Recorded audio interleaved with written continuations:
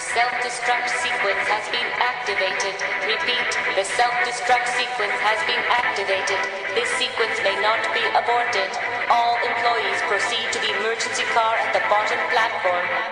Okay, we lit it just like a fuse, so no need to pick and choose. Welcome to 2020, where we do more than interviews. The hottest be coming through, dropping knowledge on all of you. Get a peek at the front of you with the truth that they offer you. Yeah, hands up, we doing it for the culture. To give artists and businesses more exposure. Keeping it real and stay silent just like a boulder. It's about to go all the way down, can't get no lower. Chasing my dreams, know that they get no slower. But if I stay running, I promise they getting closer.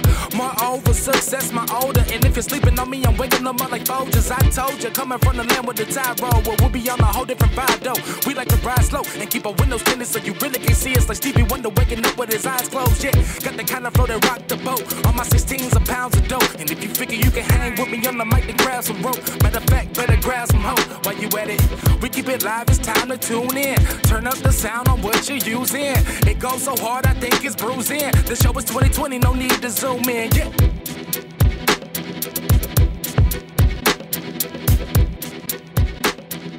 Yo, thank you for tuning in to another episode of A Business Minute. I'm your boy, Sirr, of the 2020 podcast, LLC. Please say the LLC. I worked hard for that. But anyway, today I got my boy, Derrick Foster, hometown hero, brother. How are you doing today? I'm doing all right, boss. How you doing? Man, I already told you, I can't call it. I'm just blessed to be here, especially with you, brother. I wanted to highlight you in particular because I see that you're an author / artist. And so I wanted to delve and just kind of share with the world what it is that you've done recently. So at the past couple of months, I have managed to publish a coloring book. It's called Bascially I'm A Dreamer. So that's what I put out to the world. Actually, in the last couple of days, I introduced it to the world, but it's something I've been working on for probably about 2 years total. But in the last few months, we finalized everything to make it official. So it is a published and copywritten coloring book. And yeah, putting it out to the world, man. I hope everybody likes it. Brother, I'm copying my copy today. I can't wait. I'm a big fan of art. And I always, I don't know if you used to go to them, but Art Walk used to be a huge thing here in Mobile. It was a great way to get out, do some family activities, walk and support your artists. But COVID has kind of threw a wrench in that for a few months. So I haven't been able to get my art fixed. So when I saw on Facebook this post that a young man made who looked oddly familiar to me, because I could have swore I bought a t-shirt from this guy. Yeah. When I saw that he had, created a coloring book that spoke to young people about dreams, I instantly fell in love with the idea. And so I reached out to you, brother. So thank you for taking time out of your day to do this interview. Oh, yeah, man. I appreciate the opportunity. Hey, sure. We got to look out for each other. So let me ask you something. So how long have you been an artist, brother? Bro, I've been drawing since I was about 6. I can remember the first time I actually started drawing. My dad was an artist, first and foremost. So it kind of trickled down to me. My mom used to always say, it was a gift from God because I've never taken an art class before in my life. So just the ability to draw, I literally learned it just growing up and just having it. And so I probably was about 6. I used to be in kindergarten and they'd get a little coloring sheets out. And instead of me coloring them, I'd be drawing the coloring sheet because I'm trying to, get better with the drawing. So, yes, I could say, I think I could trace it back to about 6, maybe 6 or 7 is when I started drawing for sure. Man, that's awesome, especially going back that far with your father being an artist. Yeah. So it definitely brings up the topic of, with talents, can they be passed down? And, it makes me wonder, is it seeing it or is it truly coming from your DNA, So to be honest with you, by the time I came along, my dad was done drawing because like the book, he had to deal with the reality of his life and he had to go to work. He worked at the shipyard from the age, I think 19, all the way up until I was, here, in the world, well into the world. So, being an artist at that time, it really wasn't I know my granddad wasn't pushing him to be an artist, but instead pushing him to get a 9 to 5 and work to, provide for a family. And so, a family one day, which I can understand. But by the time I came along, he was done drawing. he was doing little stuff, but it wasn't nothing major by the time I got. So I actually didn't get to see him draw, but I would hear stories about how good he was at drawing, coming up and at my age and things of that sort. Wow, that's interesting. Yeah. To be able to go back and see that, the parallel and the difference between you two, the fact that he, out of duty, he had to go and do what he had to do, and you doing what you had to do, but at a turn when you had a situation where things were crunched with this COVID situation, you still managed to I'm gonna do this. I'm gonna step out on faith and take a chance and put out something that I think the world will love, man. That's beautiful, bro. That's beautiful, man. And if you don't hear it anywhere else, we as a community are hella proud of you. So I appreciate it so much, man. I promise. Dude. So go ahead. Let me backstep a little bit. So since 6, you just don't just up and be like, I'm gonna draw. So what inspired you to be like, you know what, I want to draw something too? Like what ticked with you? You know what? Like I'm not gonna even lie. I can't even pinpoint what ticked in me to even attempt to draw. But I can remember vividly like taking those coloring sheets and just saying, man, I could draw this. And I just kind of just draw the little lines and and it all started off with tracing, of course. And then when I realized, like, man, I could draw this without the paper. So I draw without the paper. And then over time, it just got, I guess when you work at something hard enough, it gets, you get better and better and better and better at it. And then before you knew it, I probably was in like still in elementary school, but maybe in the 5th grade, I was full-fledged drawing at that point. I was drawing Dragon Ball Z pictures for kids for 10 cents at the school. Man. So if somebody wanted a Dragon Ball Z picture, I was in middle school and in the back end of elementary school drawing Dragon Ball Z pictures for like 10 cents. That's crazy. Yeah. Man, what's funny is I think everybody went through that phase of, copying those iconic characters in our own way. Because I found my mom was straightening up and I found an old folder of the old trunks I drew when I was like in the 7th grade, and proportions are all wrong, but it was like, whoa, I forgot that I even did this. Right. So that's, man, to still stick to it after all these years is amazing, bro. Like, because, man, I wish I stuck with it. I really wish I did. So we talked about COVID and, starting from 6 up to now and releasing a whole coloring book. There had to be some kind of obstacle that you experienced getting this far, because you said that, this was a labor that you did. What obstacles did you encounter along this way of releasing this coloring book? Well, I would say the biggest obstacle for me is with the coloring book was actually I would have to say myself, and I had to say finances, because I did it out of my pocket. I don't have any, I didn't take out any loans or anything like that. Like, it was going to work every day and just kind of putting aside a little money here and there, and then having, amazing family who bought into the vision and was saying, hey, here's something here, here's something there, to just actually get it to the point where we were able to get it published and get it printed.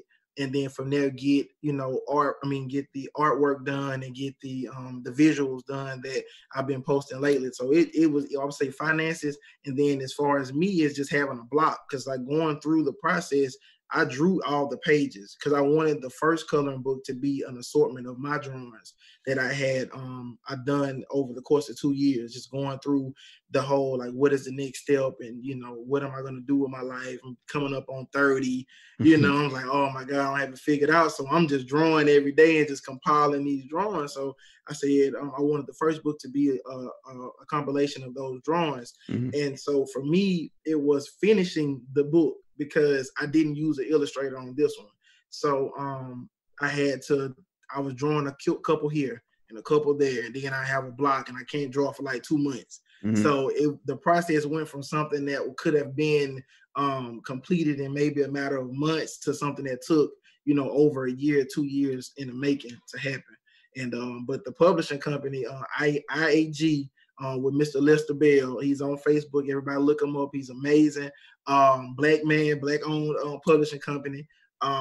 He was super patient with me. He walked me through the steps and the process, and he actually, like I said, we had a meeting. He believed in it, and this is actually their first coloring book, if I'm not mistaken, that they published. So helped publish. So it's a big deal. It's bigger than me for sure. And Wow. But yeah, if I had to say any obstacles, though, it was myself just going through the creative process and trying to make sure that I put good stuff out there, or at least the best that I could. And then finances, and it's just like putting aside money here and there to make sure that we could pay for everything, to at least get it out to the world.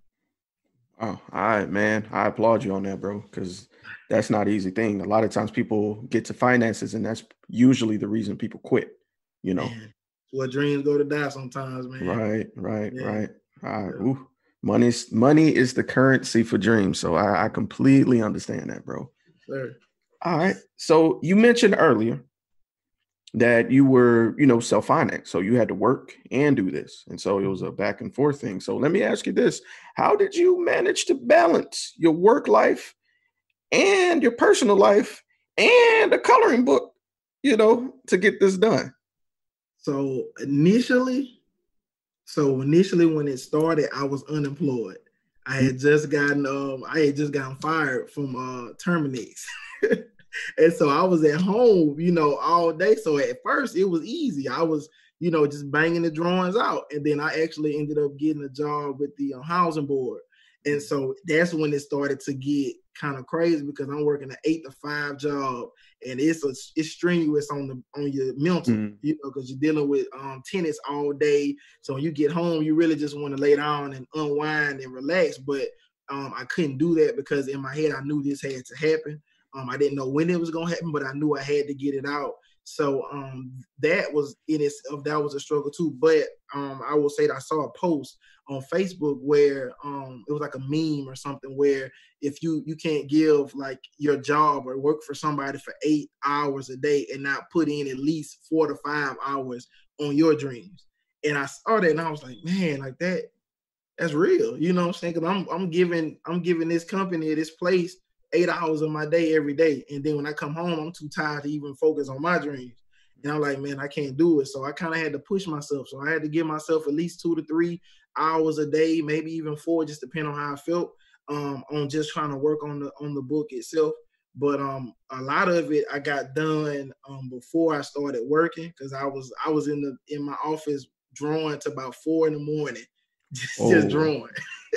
And like going through trial and error, throwing away drawings and stuff because I didn't like the way it looked and stuff like that. So I got a good chunk of the book done before I got back into the workforce. And then when I got back into the workforce, it was just kind of completing it at that point. But I will say it is tough to hold down a 9 to 5 and chase your dreams at the same time, because you really do give that 9 to 5 most of your time throughout the week. So, and by the time you're doing it, it's so strenuous on you. You got to push your dreams out, and it shouldn't be that way. Oof. So, but like I said before, it's the reality that we all have to face. Like, we all are dreamers, but reality comes in and says, "Hey, you got to get a job because you got bills. You got to get a job because you got a car. You got a car note. You got lights. You got water. You got to have some kind of income in. And sometimes dreams don't happen like that. So you got to do both at the same time. And like I said, when you do that, a lot of people, it kills a lot of people's dreams, and understandably, because I'm telling you, and my job isn't even strenuous on the body. Mine's just is a more mental thing. But just say, for instance, you have those people who work out in the field and stuff like that. Man, that's a different type of fatigue. And then you have to push through to get your dreams out after you work 9, 12, 10 hours a day for another company. So, but yeah, that was tough. But you just got to push through, especially if you believe in what you got, the product that you're trying to put out. If you believe in it, you just got to push through, and then just pray that the end result, of it all is, it being done and it impacting, the world positively. Man, you just preached to somebody just now, bro. I don't know if you know it yet. Hoo-wee. All right. So I'm going to follow that up to my next question. This definitely sounds like This was one of those things that you were the first, and you said it, but you glossed over it. I don't think you really caught on to it that with, I believe you said IAG, the Black Publishing Company, you were the first coloring book. Sir, you made history. Like, don't sell it short. Like, really absorb that for a moment, bro. Derrick Foster was the first coloring book out of IAG, bro. That's real. Yeah. Crazy, bro. Crazy, brother. But I want to ask you this. So up to this moment, you know, you said this has taken time. In this entire process of drawing, or just overall just being an artist, because, you know, I don't want to focus solely on the book. I feel like the book is an asset of you, you know, like a part of you, but you being the artist and the messenger that you are, I wanted to ask you this question in your totality. Up till now, what experience have you found to be the most memorable as far as being an artist, making this dream come alive? Just overall, bro. Has there been one memory that you've had so far that you've been like, yo, this is why I'm an artist? I would have to say, I would have to say the moment that I brought the coloring, the drawings that I did to Mr. Bell, the publishing company, and he looked at him and he said, man, you really got something here. Like, the look on his face really kind of made me feel like I had done something that was going to be super impactful for years after I'm gone. You know, it'll be something that my kids can hang their hats on and say, my dad did this or whatever. Because, I mean, like I said, initially I'm just drawing because that's an outlet for me, you know. So I'm just drawing. And then as it was coming together, I was like, well, okay, this might be something here, you know. And then for him, you know, who's doing this, you know, he's in the field of, you know, creating books and making putting people's thoughts on paper and, you know, being able to put it out to people, for him to look at it and say, bro, I really think you have something here. Like, this could be, you know, big. And I'm like, okay, all right. And like I said, I don't know anything about publishing. I don't know anything about coloring books. I don't know. All I know is I drew some pictures, and I colored them myself. And I think they would be, and I have a message behind them. And, you know, he looked at me and said, you got something. So I would say that might be the most memorable of the whole process, was that moment there, just having that meeting like 2 years ago with him and sitting in Mo's on airport. and you know, he looked me dead in my face and said, man, I think you got something here. So I think that might be the most memorable of the moments thus far during this process. You know what's interesting? We think, you know, when we think of business meetings and pitches, we think they all happen in this long boardroom with people sitting at a table with their water, and there's a guy in a black suit and a bald head at the end. Nah, big stuff happened at like Mo's, Chick-fil-A, you know. Definitely was a burrito being made while we were doing this, like, for sure. Somebody got extra onions and mushrooms on their burrito. What I'm saying? Somebody forgot their chips, you know what I'm saying, had to come back in the background, you know what I'm saying? So exactly. Extra queso. Right.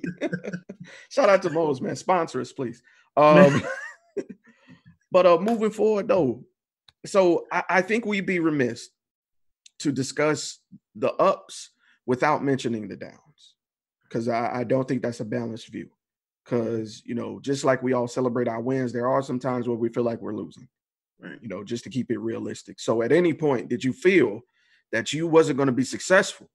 And if so, who or what changed your mind? Man, I honestly, it's the first time I ever took a loss was I went to Alabama A&M University. Hey, Bulldog. Yeah, man, shout out to them guys, man. Shout out to the Hill. I went there for 2 years and I ended up having to come back home. And I really it was like the ultimate failure to me, because I let down so many people. And I knew I was capable of, finishing and doing more, but I just wasn't focused enough up there.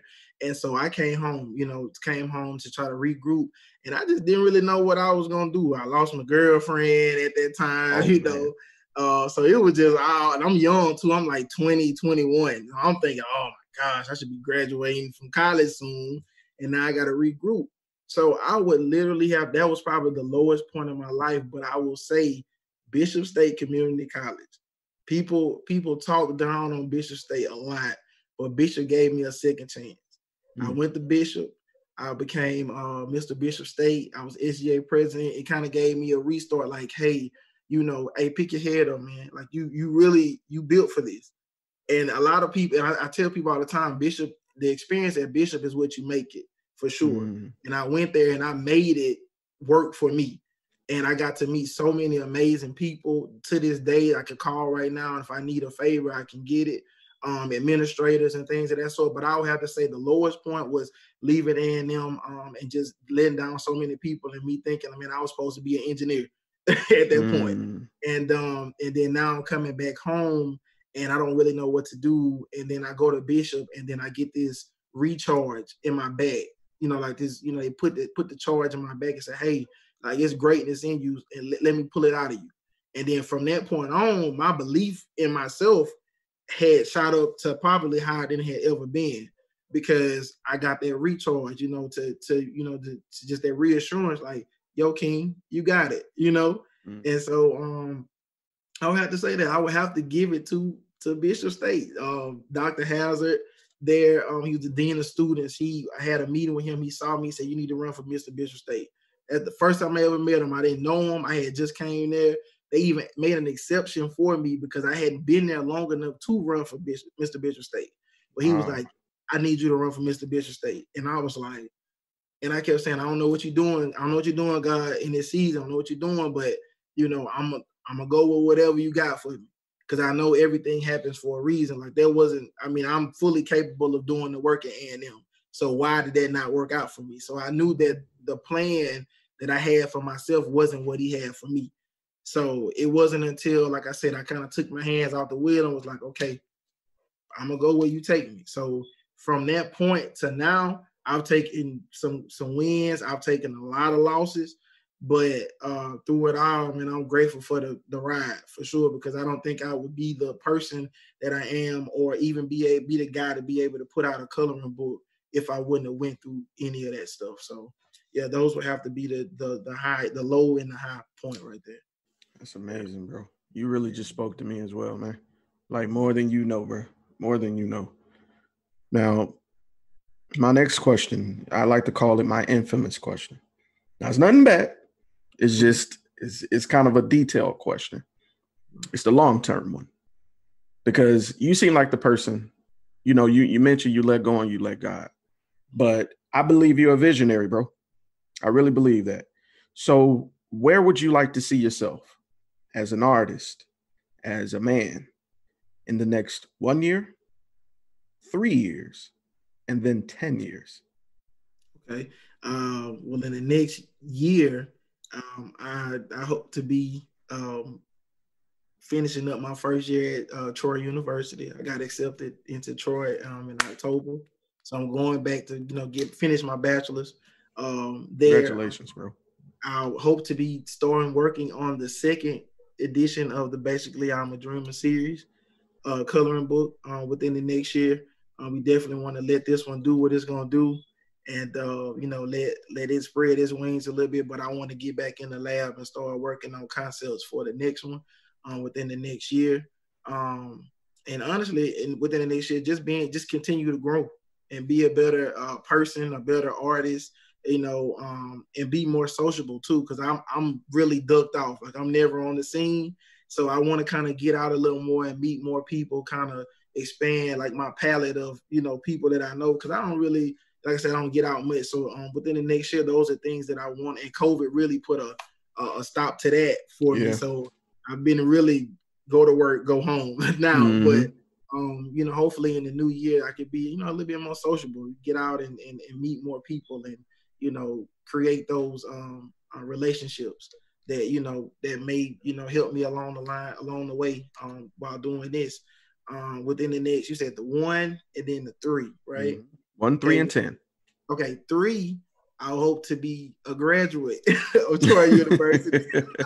Right. For sure. Speak it, bro. I actually like the place that I work. I like working at the housing board. In the next 3 years, I hope to be in some kind of supervisor position there. I like the work that I do. I like the fact that we get to directly impact people's lives, and I definitely take that job seriously. Every chance I get, I try to speak life into my tenants. Whenever they having those down moments, like I definitely try to keep them encouraged and everything like that. So I like what I do. The second series of Bascially I'm A Dreamer is out and it's doing what it's doing. I got 2 coloring books under my belt. Hey. And then my other business venture, which is Genius Society Apparel, where we trying to do school apparel as far as sportswear, and then spirit stuff. So like to have your spirit tees and things of that sort, and then produce sports apparel for the teams. So hopefully I'll have about 10 schools under my belt at that point. And now I'm just, I'm cruising on along. And in the 5-year plan, hopefully I have a family. I'm hoping a family comes out of this somewhere. At that point, I'm not a spring chicken no more. I'm getting old, so My man said spring chicken, y'all. Yeah, man. I hope I had a family. Maybe a legit running around somewhere. You know what I'm saying? Yeah, that's the goal for real. But that's the 1, the 3, and the 5 for sure. Yeah. Okay. All right. Yeah. All right. You said 10. You said I said 10, but we knew what you meant, and in the crowd we knew what you meant. Yeah. You know what I'm saying?